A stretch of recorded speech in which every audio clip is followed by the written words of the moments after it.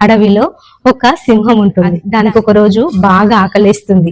అది నక్కను పిలిచి, నాకు బాగా ఆకలేస్తుంది, ఆహారానికి ఏదైనా ఒక జంతువుని తీసుకొని రా అని ఆ నక్కను అడవిలోనికి పంపిస్తుంది. ఆ నక్క అడవిలోనికి వెళ్తూ ఏ జంతువు దొరుకుతుందో, ఇప్పుడు ఏ జంతువు కోసం నేను వేటాడాలని ఆ నక్క సనుగుతూ ఆ అడవిలోనికి వెళ్తుంది. ఆ నక్క కొంత దూరం వెళ్ళిన తర్వాత దానికి ఒక గాడిద ఎదురవుతుంది. ఆ గాడిదతో నక్క, గాడిద బావా నిన్ను సింహం పిలుస్తుంది అనంటే గాడిద, అమ్మో సింహానికి నాతో ఏం పని ఉంటుంది, అంత పెద్ద సింహము, అడవికి రాజు, నాతో ఏం పని ఉంటుంది అని గాడిద అంటుంది. అప్పుడు నక్క చాలా తెలివిగా, అయ్యో గాడిద బావా, నిన్ను సింహము అడవికి రాజును చేస్తుందట, అందుకే పిలుస్తుంది అని ఆ గాడిదతో చెప్తుంది. వెంటనే గాడిద ఆశపడి, అమ్మో నేను ఈ అడవికి రాజునవుతానా అని ఆశపడి ఆ నక్క వెంట వెళ్తుంది. సింహం దాన్ని చూసిన వెంటనే ఆ గాడిద మీద పడి దానిని చంపబోతుంది. వెంటనే గాడిద దాని నోటి నుండి తప్పించుకొని పారిపోయే ప్రయత్నంలో గాడిద యొక్క చెవి తెగిపోతుంది. అది సింహం నోట నుండి తప్పించుకొని పారిపోతుంది.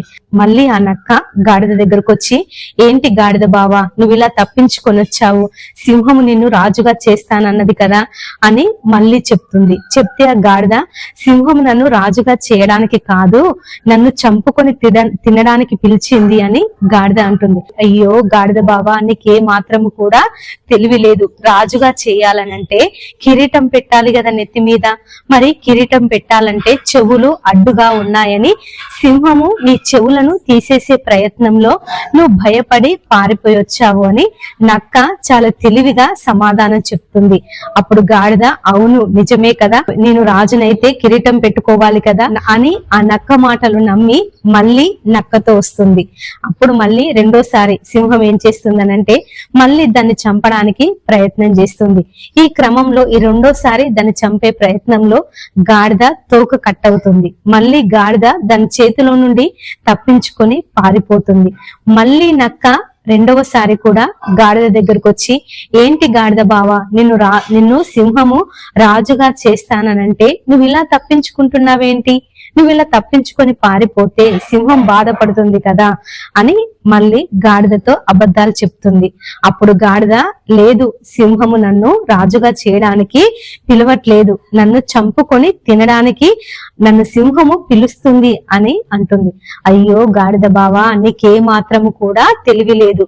ఇప్పుడు రాజుగా చేస్తే సింహాసనం మీద కూర్చోవాలి కదా, సింహాసనం మీద కూర్చోవాలనంటే తోక ఉంటే నీకు కూర్చోవడం రాదు కదా, అందుకే సింహము నీ తోక కట్ చేసింది అని చెప్తుంది.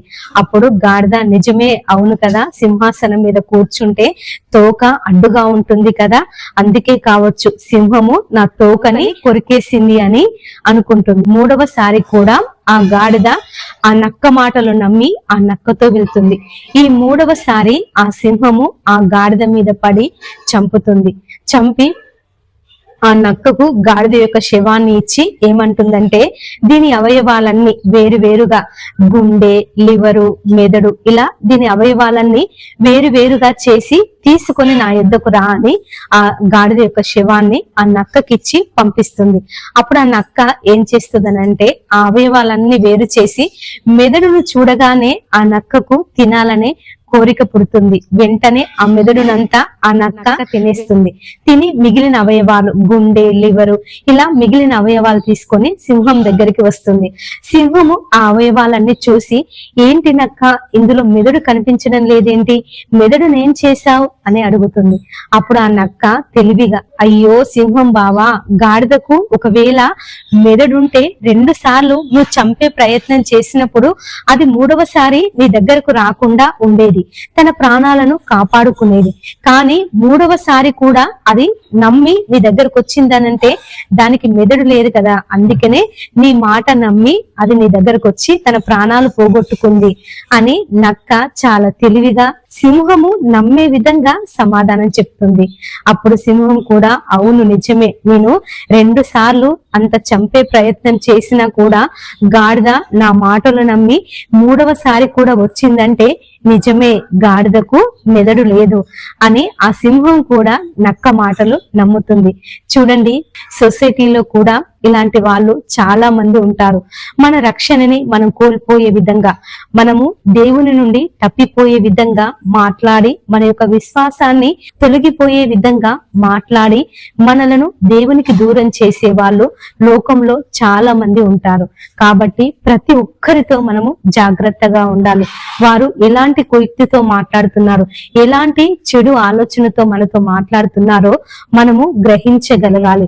అలాంటి గ్రహింపు మనకి ఎప్పుడు వస్తుందనంటే, మనము అనుదినము దేవుని పాదాల దగ్గర కూర్చొని ప్రార్థన చేసినప్పుడు దేవుడు ఆ వివేచనను, ఆ జ్ఞానమును దేవుడు మనకు అనుగ్రహిస్తాడు. చూడండి ప్రియ స్నేహితులారా, లోకంలో చాలా మంది ఇలాంటి వాళ్ళు ఉన్నారు.